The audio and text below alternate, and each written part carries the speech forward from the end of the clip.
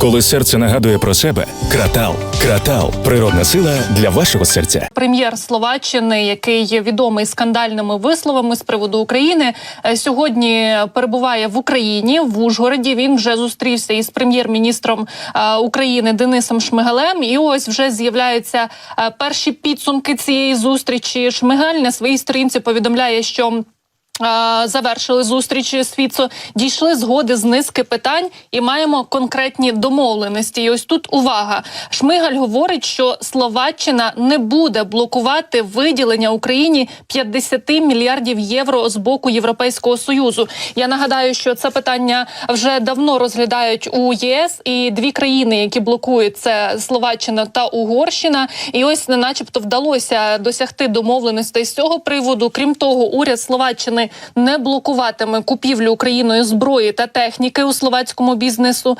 Шмигаль говорить, що будемо співпрацювати у питанні поставок з боку словацької компанії техніки для зведення оборонних рубежів.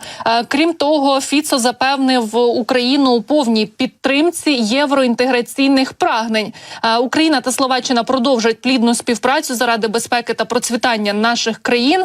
Ну і також говорять, що підписали спільну заяву, яка посилить наші двосторонні відносини на основі взаємної довіри та поваги. І Шмигаль говорить, що цією заявою підтвердили готовність до подальшої співпраці, спрямованої на повагу до територіальної цілісності та суверенітету України.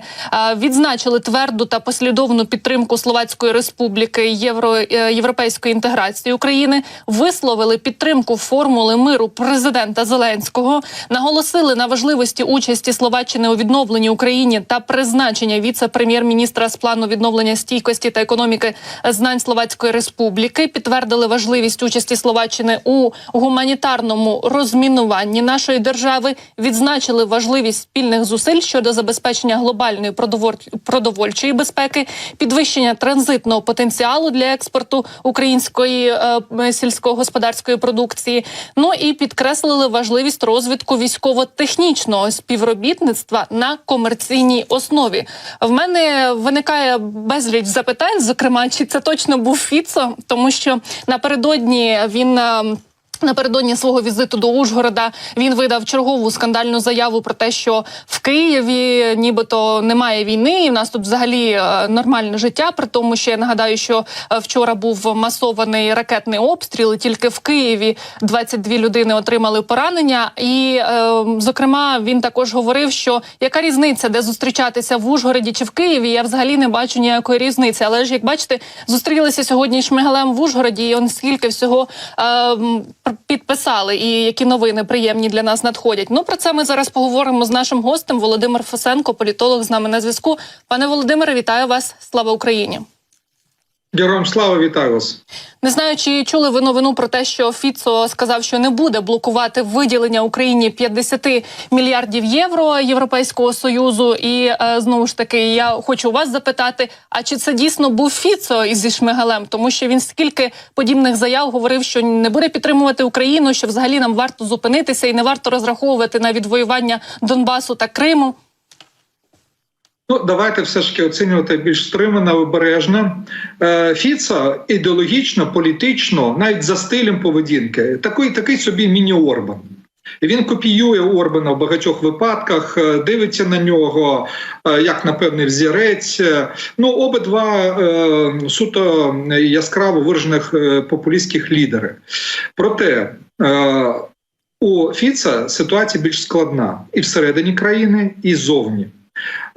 Орбан вже при владі дуже багато років, і фактично він побудував політичну систему, де його партія і він особисто мають політичну монополію. Опозиції не вдається поки що зламати цю монополію. А у Фіцо коаліційний уряд, там скоро мають бути президентські вибори, і його партнер, представник іншої партії, хоча колишній однопартієць, буде йти на ці президентські вибори. І головне, Словаччина не хоче вступати в прямий конфлікт з Європейським Союзом. І тому, наприклад, про 50 мільярдів євро або про підтримку європейської інтеграції України. Зверніть увагу, на минулому засіданні Європейської Ради Орбан, ми пам'ятаємо, виступав проти початку переговорів з Україною про членство в ЄС. Словаччина жодних таких заяв не робила. Орбан заблокував поки що виділення України 50 мільярдів євро на наступні 4 роки. Фіцо нічого подібного не робив. Він не хоче, як Орбан, вступати в прямий конфлікт з Європейським Союзом, з Європейською комісією.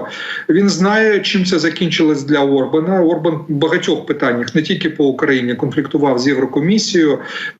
І врешті-решт Єврокомісія обмежила надання цілої низки фондів для Угорщини, особливо там під час ковіду і після, за порушення європейських правил і стандартів.